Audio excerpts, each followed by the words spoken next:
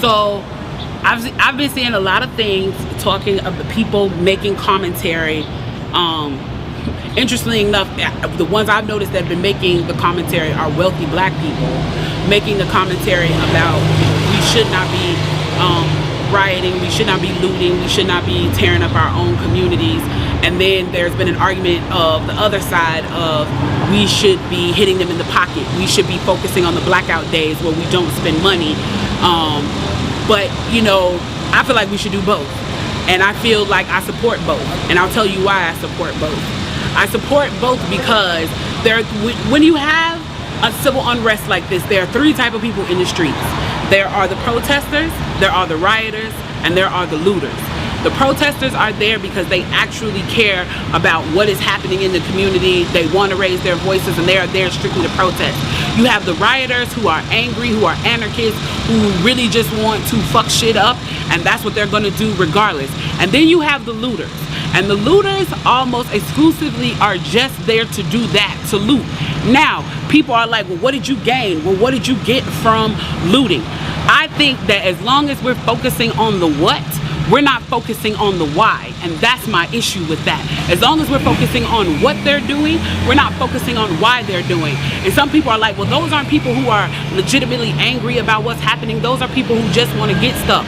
Okay, well then, let's go with that. Let's say that's what it is. Let's ask ourselves why in this country in 2020, the financial gap between poor blacks and the rest of the world is at such a distance that people feel like their only hope and only opportunity to get some of the things that we flaunt and flash in front of them all the time is to walk through a broken glass window and get it. That they are so hopeless that getting that necklace, getting that TV, getting that change, getting that bed, getting that phone, whatever it is that they're gonna get, is that in that moment when the riots happen and if they present an opportunity of looting, that's their only opportunity to get it. We need to be questioning that why. Why are people that poor? Why are people that broke? Why are people that food insecure, that clothing insecure, that they feel like their only shot, that they are shooting their shot by walking through a broken glass window to get what they need? And then people want to talk about, well, there's plenty of people who pulled themselves up by their bootstraps and got it on their own.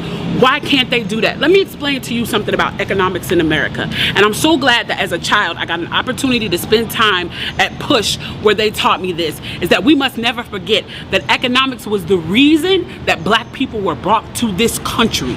We came to do the agricultural work in the South and the textile work in the North. Do you understand that?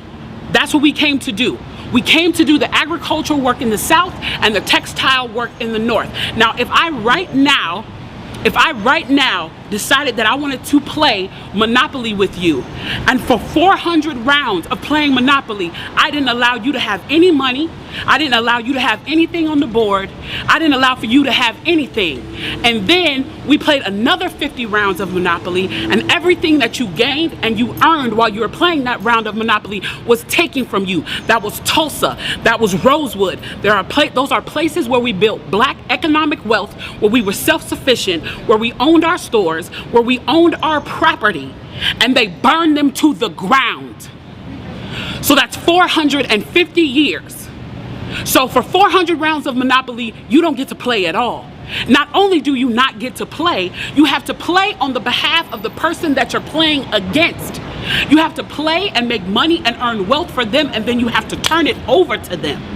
So then for 50 years, you finally get a little bit and you're allowed to play. And every time that they don't like the way that you're playing, or that you're catching up, or that you're doing something to be self-sufficient, they burn your game. They burn your cards. They burn your Monopoly money. And then finally at the release and the onset of that, they allow you to play and they say, okay, now you catch up. Now at this point, the only way you're going to catch up in the game is if the person shares the wealth, correct? But what if every time you share the wealth, then there's psychological warfare against you to say, oh, you're an equal opportunity hire.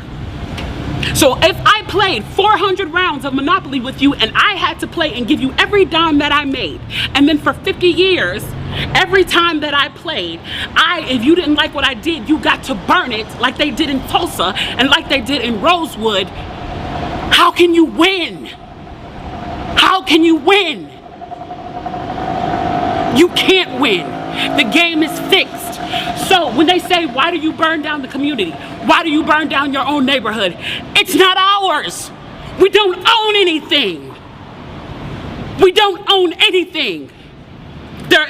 Trevor Noah said it so beautifully last night. There's a social contract that we all have.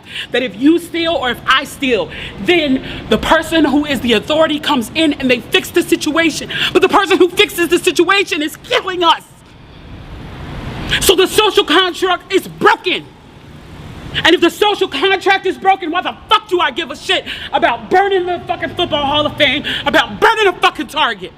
You broke the contract when you killed us in the streets and didn't give a fuck. You broke the contract when for 400 years we played your game and built your wealth. You broke the contract when we built our wealth again on our own by our bootstraps in Tulsa and you dropped bombs on us. When we built it in Rosewood and you came in and you slaughtered us. You broke the contract, so fuck your Target. Fuck your Hall of Fame. As far as I'm concerned, they could burn this bitch to the ground. And it still wouldn't be enough. And they are lucky that what black people are looking for is equality and not revenge.